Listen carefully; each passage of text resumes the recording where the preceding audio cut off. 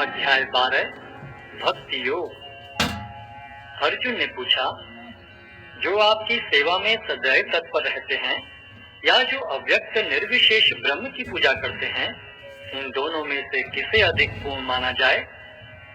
श्री भगवान ने कहा, जो लोग अपने मन को मेरे साकार रूप में एकाग्र करते हैं और अत्यंत श्रद्धा पूर्वक मेरी पूजा करने में सदैव लगे रहते हैं, वे मेरे द्वारा परम सिद्ध माने जाते हैं। लेकिन जो लोग अपने इंद्रियों को वश में करके तथा सबों के प्रति संभाव रखकर परम सत्य की निराकार कल्पना के अंतर्गत उस अव्यक्त की पूरी तरह से पूजा करते हैं, जो इंद्रियों की अनुभूति के परे है, सर्वव्यापी है, अकल्पनीय है, अपरिवर्तनीय है, अचल तथा ध्रुव है, वे समस्त लोगों के कल्याण में संलग्न रहकर अंततः मुझे प्राप्त करते हैं। जिन लोगों के मन परमेश्वर के अव्यक्त निराकार स्वरूप के प्रति आसक्त हैं, उनके लिए प्रगति कर पाना अत्यंत कष्टप्रद है।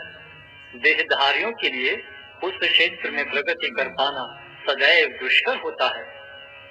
जो अपने सारे कार्यों को मुझ में अर्पित करके तथा विचलित भाव से मेरी भक्ति करते हुए मेरी पूजा करते हैं और अपने चित्तों को मुझ पर स्थित करके निरंतर मेरा ध्यान करते हैं, उनके लिए हे पार्थ, मैं जन्म मृत्यु के सागर से शीघ्र उद्धार करने वाला हूँ।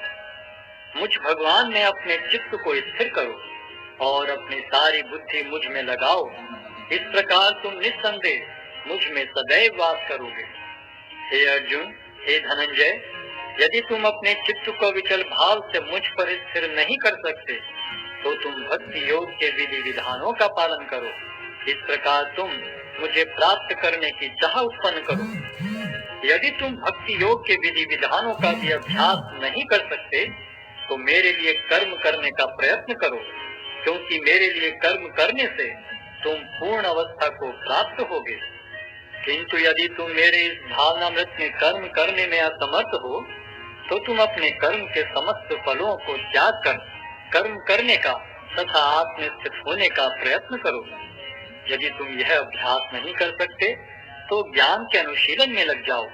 लेकिन ज्ञान से श्रेष्ठ ध्यान है और ध्यान से भी श्रेष्ठ है कर्म फलों का परित्याग, क्योंकि ऐसे त्याग से मनुष्य को मन शांति प्राप्त हो सकती है।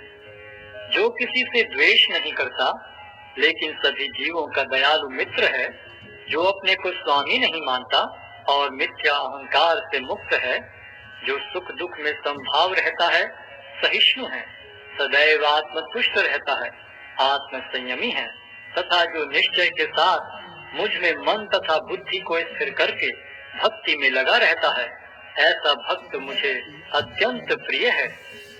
जिससे किसी को कष्ट नहीं पहुंचता तथा जो अन्य किसी के द्वारा विचलित नहीं किया जाता, जो सुख दुख में भय तथा चिंता में संभाव रखता है, वह मुझे अत्यंत प्रिय है। मेरा ऐसा भक्त जो सामान्य कार्यकलापों पर आश्रित नहीं है, जो शुद्ध है, दक्ष है, चिंता रहित है, समस्त कष्टों से रहित है और किसी फल के लिए प्रयत्नशील नहीं रहता, मुझे अतिशय प्रिय है। जो न कभी हर्षित होता है न शोक करता है, जो न तो पछताता है न इच्छा करता है, तथा जो शुभ तथा अशुभ दोनों प्रकार की वस्तुओं का परित्याग कर देता है, ऐसा भक्त मुझे अत्यंत प्रिय है। जो मित्रों तथा शत्रुओं के लिए समान है, जो मान तथा अपमान, शीत तथा गर्मी, सुख तथा दुख, यश तथा अपयश में संभाव रखता है, जो दूषित संगति से सदैव मुक्त रहता है, जो सदैव मौन और किसी भी वस्तु से संतुष्ट रहता है, जो किसी प्रकार के घर बार की परवाह नहीं करता, जो ज्ञान में दृढ़ है और जो भक्ति में संलग्न है, ऐसा पुरुष मुझे अत्यंत प्रिय है। जो इस भक्ति के अमर पथ का अनुसरण करते हैं और जो मुझे ही अपना चरम लक्ष्य बनाकर श्रद्धा सहित पूर्ण रूपेण संलग्न रहते हैं, वे भक्त मुझे अत्यधिक प्रिय हैं।